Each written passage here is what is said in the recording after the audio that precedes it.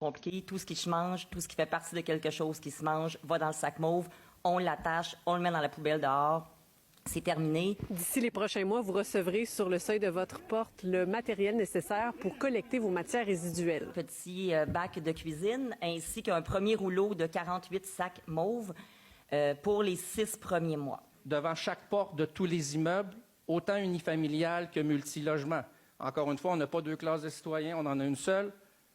Dans un immeuble à logement de 100 logements, tout le monde va recevoir le kit à sa porte. Contrairement à d'autres qui ont choisi le fameux bac brun, la Ville a plutôt opté pour le sac mauve qui sera déposé directement dans le bac à ordures.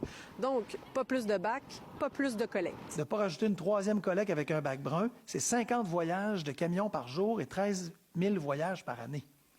Donc, on évite la production de 3 150 tonnes de GES par année et tous les désagréments supplémentaires qui y sont liés. On utilise un véhicule existant, puis ce qu'il faut bien comprendre, c'est qu'on rajoute, c'est pas des nouveaux résidus là, qu'on vous parle. Les résidus alimentaires qu'on cible aujourd'hui avec le sac mauve sont déjà dans vos contenants à déchets à tous. Donc, sont déjà transportés par nos camions, sont déjà sur la route. Le sac qu'on va distribuer va substituer une certaine quantité de sacs à déchets aussi. Donc, le bilan de nouveaux plastiques en circulation, il est à peu près neutre par rapport à un choix de collecte par bac brun. C'est encore plus facile que jamais. Bien, c'est ça. Vous avez vos sacs et vous avez un petit dépliant pour vous expliquer. La collecte a commencé ici aujourd'hui à Val-Bélair, dans l'arrondissement de la Haute-Saint-Charles et va se poursuivre dans le reste de la ville d'ici le mois d'avril. L'arrondissement de Charlesbourg sera en décembre. On fera Sainte-Foy-Sillery-Cap-Rouge en janvier 2023. En février, Des-Rivières et la municipalité de l'Ancienne-Lorette.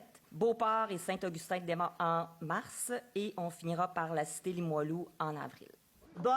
Oui, je commençais à y penser parce que ça fait longtemps qu'on en parle.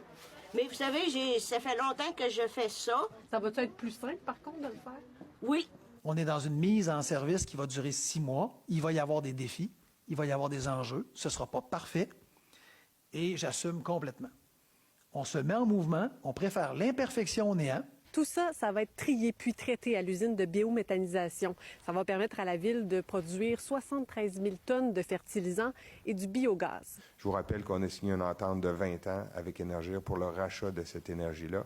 Puis un fertilisant, 2 fertilisants en fait, le Digesta qui ressemble à une terre noire, un terreau, puis un sulfate d'ammonium qui est un engrais liquide.